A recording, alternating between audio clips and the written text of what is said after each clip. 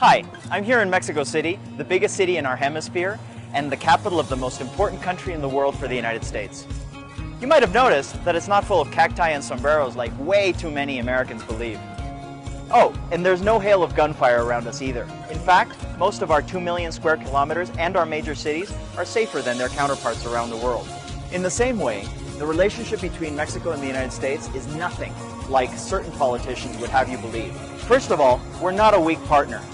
There are 120 million of us with an economy 2/3 the size of Russia's, the 11th largest in the world according to purchasing power parity. Today, unfortunately, America has a lot of enemies. Fortunately, Mexico has your back. Did you know that if you come from a country that is hostile to the United States, it's almost impossible to get a visa to enter Mexico? That's one reason our shared border is safe.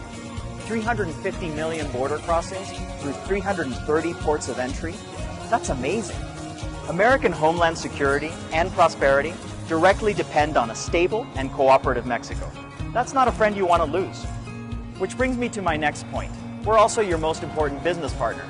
While politicians who should know better get you all riled up about trade with Mexico, back in the real world, 14 million American jobs directly depend on NAFTA.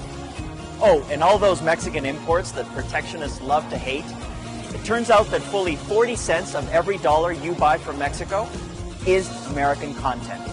The figure for China, 4 pennies. We make stuff together, which means that we help America stay competitive. And now you're chanting Mexico at rallies, and not in a good way. I mean, a wall? Really? Didn't Ronald Reagan show that walls were downright un-American? The wall gets really silly really fast. What we really need is to strengthen Mexico's economy and institutions.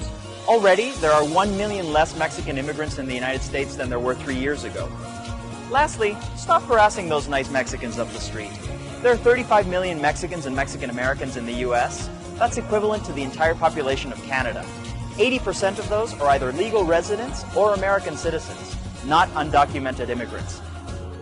Bottom line, we've got everything to lose when we could easily win-win. Come home, have a Corona, and let's prosper together.